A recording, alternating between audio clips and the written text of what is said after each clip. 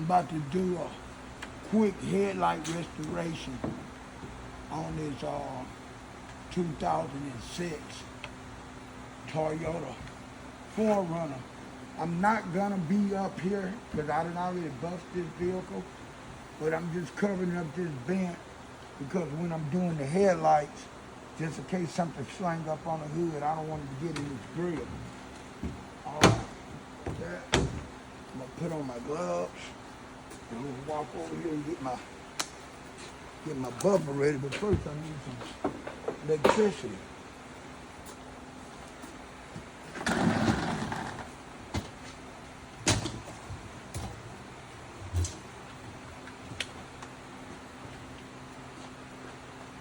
This is not gonna be a full restoration with me using a sandpaper, two different types of sandpaper with the palm sander.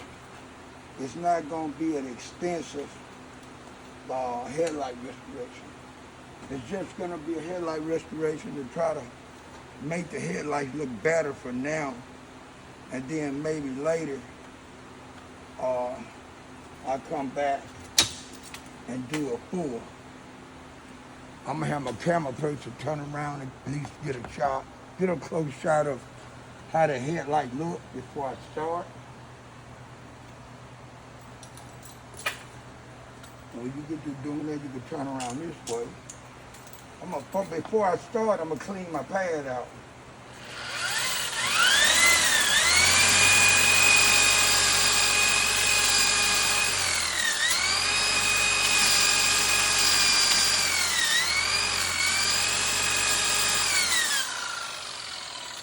A lot of people use different things from a screwdriver to a knife to fluff their pad back out, but I rather use what's designed to use, which is what I had in my hand. They call it a spur.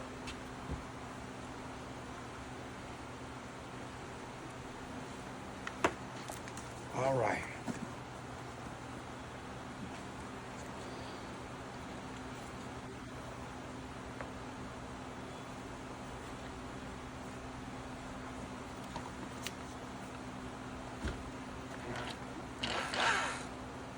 Turn it up a little bit.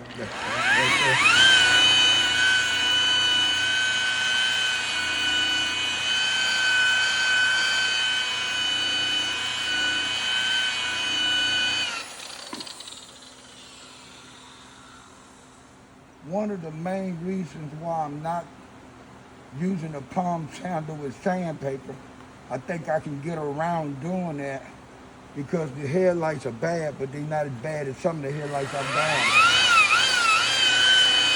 But the most important part, this is what you call a complimentary headlight restoration. I'm not making any money off doing this.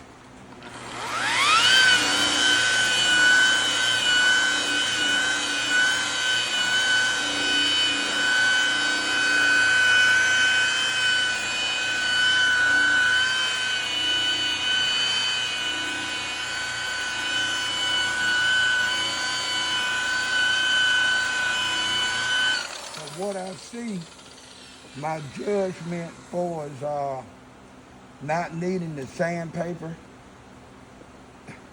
with my palm sander, because I had to do two different steps, use two different types of sandpaper. I don't have to do it. So I was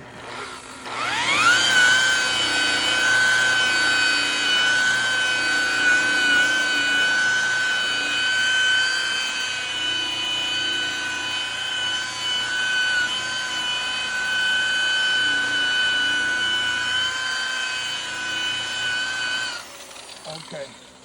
I like how that look. I'm gonna step over to the other one. I said I wasn't gonna do the other one. I said I was gonna just do the driver, but the driver headlight came out so fast with one step, one buffing technique, with me using the wool pad, heavy cutting cream, and my Makita buffer. It's just anticipation got me wondering how this one's gonna turn out. So I'm gonna go ahead and do this one too.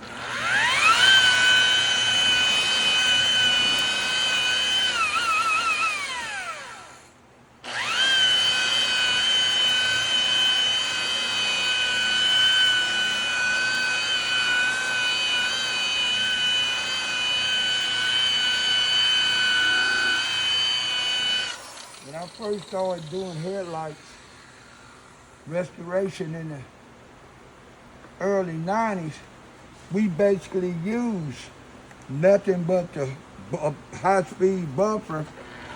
And then in some cases, we had that brick. I got one in my bag and put the sandpaper on the brick and you damn scuff it up real good with the sandpaper and with the brick, with the sandpaper on the brick and the cutting cream. I don't know how many more steps they went through before they got to where they were using a palm sander. But I started using a palm sander in 2015.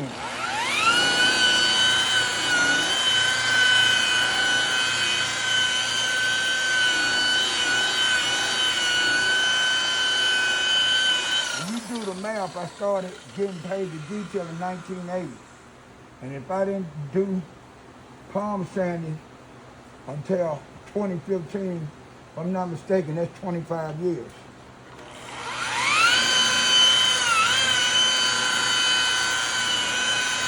I went all those years using a buffer, high-speed buffer, occasionally the brick, and cutting cream.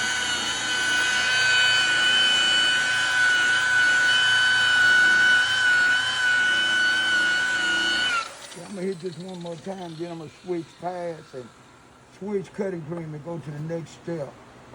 Man, I'm fortunate that I didn't have to get the palm sander. I don't have to use the palm sander, period, because I wasn't getting it today anyway.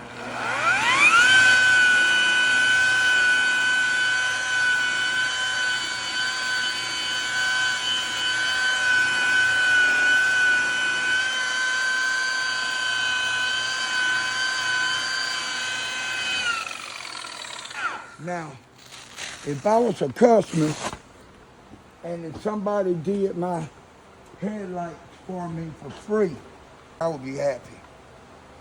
My expectation wouldn't even be that high because I'm not spending no money to get it done. I try to put myself in a customer position when I do any kind of detail, and if I think I can get it better, then I will. Because I try to remove myself from being the person that do the work to think about how the customer will feel when they get the product there. And that's what I really, really care about. No customer base, no money.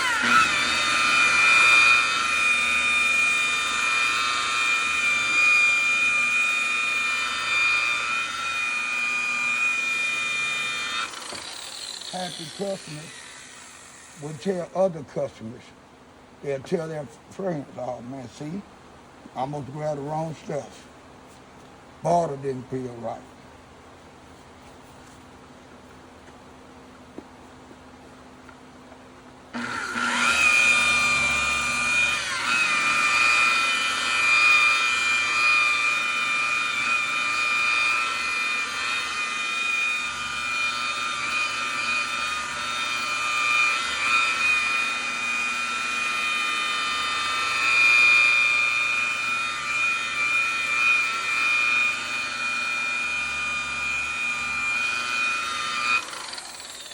In most trades, it's not good to assume something.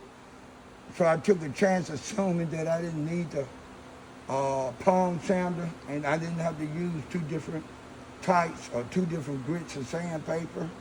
Only because I wasn't getting paid. This is for more or less appreciation for the business that they gave me by letting me do this. But I want to get a shot of this so you can see what I'm talking about. I was fortunate. The headlights worked with me. Now I'm gonna do one more step, and I'm gonna use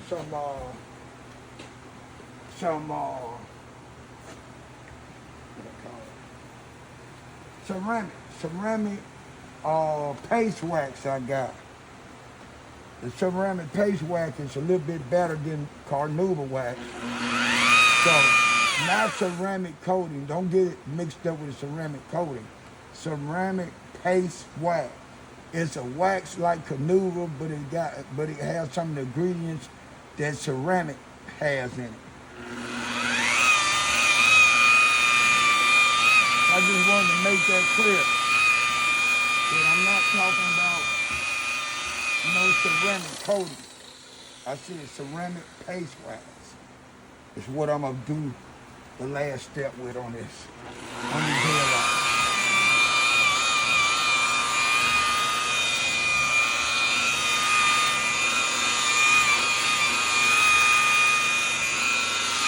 Okay, and you'll see. Show how that turns out. And that be a wrap. I will take some pictures, few pictures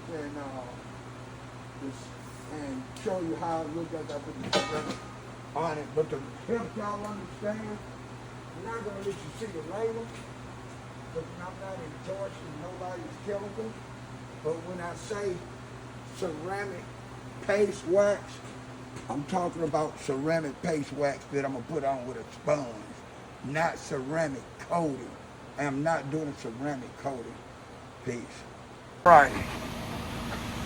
This is after I did a heavy cut with the wool pad cutting cream using my high-speed Makita buffer.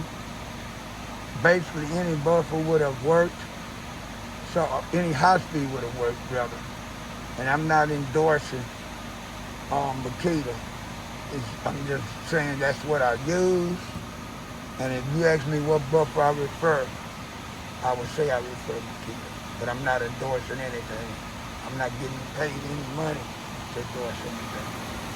Okay, here's the passion headlight.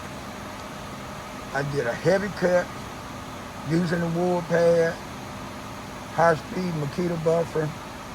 Second cut with glaze.